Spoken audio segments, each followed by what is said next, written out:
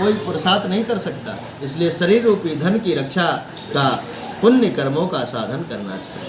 ये मनुष्य जीवन जो शरीर मिला है, यह शरीर बड़े पुण्यों के बाद प्राप्त हुआ है। इसलिए इस शरीर का भी पोषण करना चाहिए। उसी प्रकार आत्मा का पोषण करना भगवान का पोषण है। इसलिए इस शरीर से कभी इस शरीर को दुख नहीं देना चाहिए। जो दुख देता है शरीर को, वो बहुत पाप करता है और बहुत कर्मों को भोगता है। सदा आत्मा की रक्षा करें, क्योंकि आत्मा से ही सब होता है। इसकी रक्षा में यत्न करना चाहिए, क्योंकि जिंदगी बनी रहेगी तो अनेक शुभ अवसर प्राप्त होंगे। गया हुआ गांव, खेत, संपत्ति, मकान आदि फिर मिल जाएगा और अशुभ शुभ बारंबार होता रहेगा। परंतु भगवान कहते हैं, सूत जी महाराज कहते हैं और भगवान कहते हैं, नारद, दोबारा मनुष्य का शरीर फिर नहीं मिलेगा, क्योंकि बहुत अमूल्य रत्न है जो भगवान ने जीव को प्राप्त कराया है।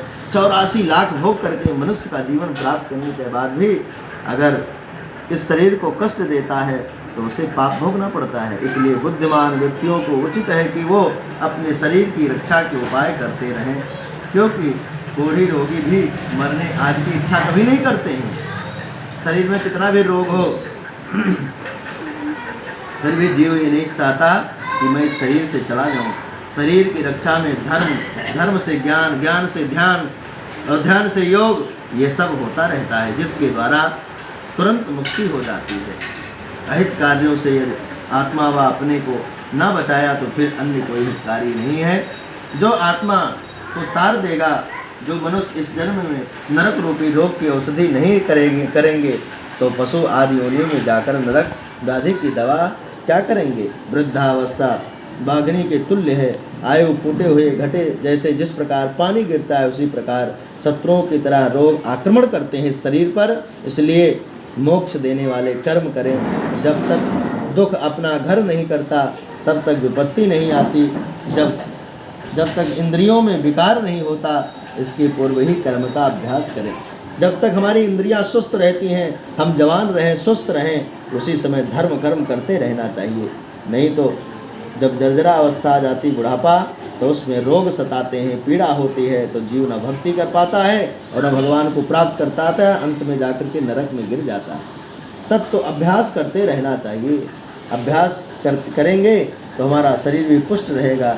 घर में आग लगने पर जो कुआं खोदते हैं वो दुर्बुद्धि होते हैं। इसलिए ज्ञान प्राप्त है तो इस ज्ञान के द्वारा भगवान को प्राप्त करना चाहिए, ऐसा उपाय करना चाहिए। शरीर में बुढ़ापा आने के पहले अनेक कर्मों में, संसार में बीतने वाले काल का ज्ञान नहीं होता। यह बड़े आश्चर्य की बात है। प्राणी अपने हित रूपी सुख दुख को नहीं पहचानते।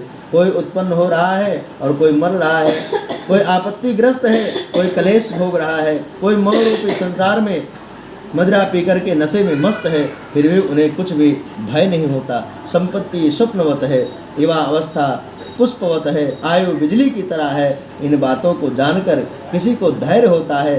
100 वर्ष का जीवन भी बहुत थोड़ा है, उसमें भी आधा जीवन सोने तथा आलस्य में व्यतीत हो जाता है।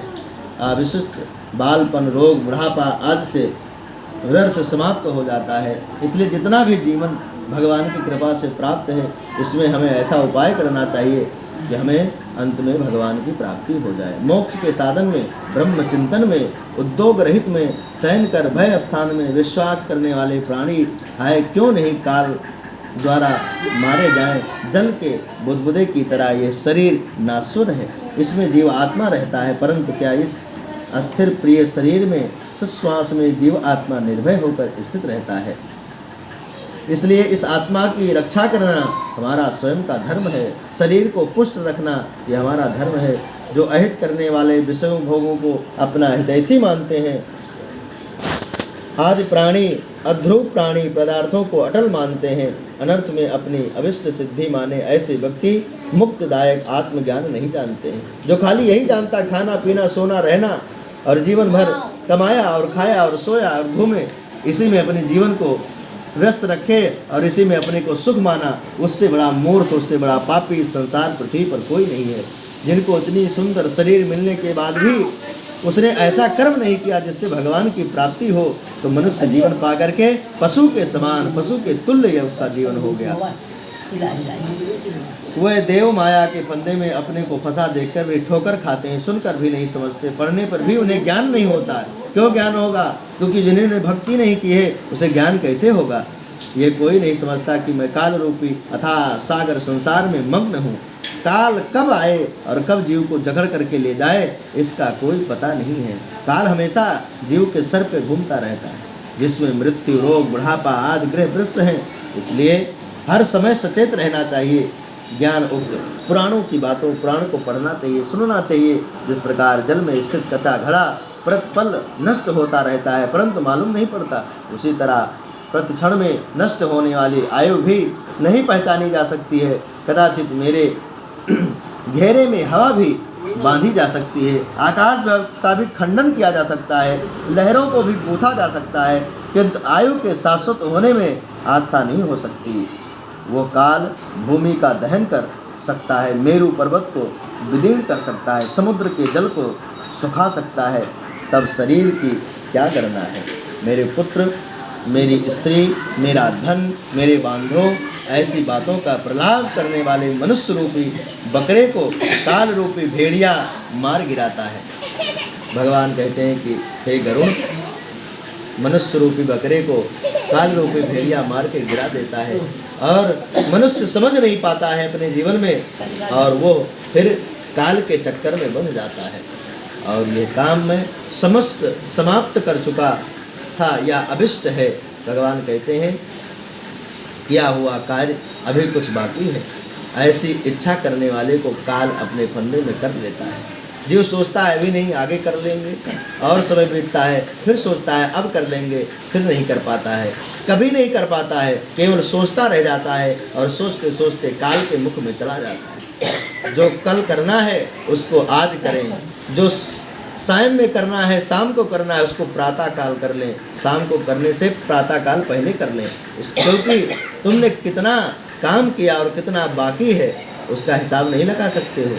इस बात का काल इंतजार नहीं करता कि तुम्हारा काम बाकी है, अभी इसको छोड़ के तब मैं करूँगा। मृत्यु रूपी शत्रु को आप पर आक्रमण का वृद्धावस्था ने आकर मार्ग बतलाया है, मार्ग बतलाया है। असाध्य रोग उसके सैनिक हैं, इनसे बचाने वाले ईश्वर की शरण में क्यों नहीं जाते? प्राणियों को तृष्णा रूपी सुई से कोच कोच विषय रूपी घी में गिरा राग द्वेष रूपी अग्नि से पका हुआ मृत्यु भोजन करती रहती है।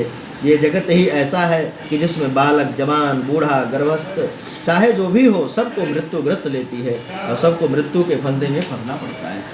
जब जीव अपने शरीर को ही त्याग कर यमपुरी चला जाता है तो कैसी स्त्री, कैसी माता, कैसा पिता, कैसा पुत्र, कैसी संबंधी, ये संसार दुख का खजाना है। जो इसके प्रपंच में रहते हैं वही दुखी होते हैं। जिसने संसार का त्याग किया वही सुखी हो गया, अन्य कोई भी सुखी संसार में नहीं है। भगवान कहते हैं कि गरुड़ प्रभावम सर्व दुखानां मलयम सकलापादम आश्रयम सर्व पापानां संसार वर्जते क्षणात्। यह संसार छोड़ करके जीव चला जाता है और अन्य कोई उससे बचा नहीं पाते और कोई उसका साथ दे नहीं पाते। दुख को स्वयं भोगना पड़ता है। जब सारे संसार के किए हुए कर्मों का फल स्वयं भोगना है तो इस परिवार में, संसार में, घर में, पत्नी में फिर आसक्ति क्यों हो? इस आसक्ति से दूर हो करके ऊपर उठ करके और भगवान की शरण में रहना चाहिए। काल कब आए, कब ग्रस ले, इसका कोई पता नहीं है। अतः संपूर्ण कष्टों को उत्पन्न करने वाले आपत्तियों का खजाना तथा संपूर्ण पापों के आश्रय रूपी संसार से मुक्त हो इसे क्षण भर में त्याग दें। लोहे तथा लकड़ी के पासों में जकड़ा हुआ मनुष्य छूट सकता है, किंतु पुत्र स्त्री रूपी पास से कभी भी प्राणों की मुक्ति नहीं होती है। भगवान कहते हैं इससे कभी उसकी मुक्ति नहीं हो पाती, क्योंकि यही बंधन के कारण बन जाते हैं। मोह बंधन का कारण है। मोह रस्सी है और जीव को उसी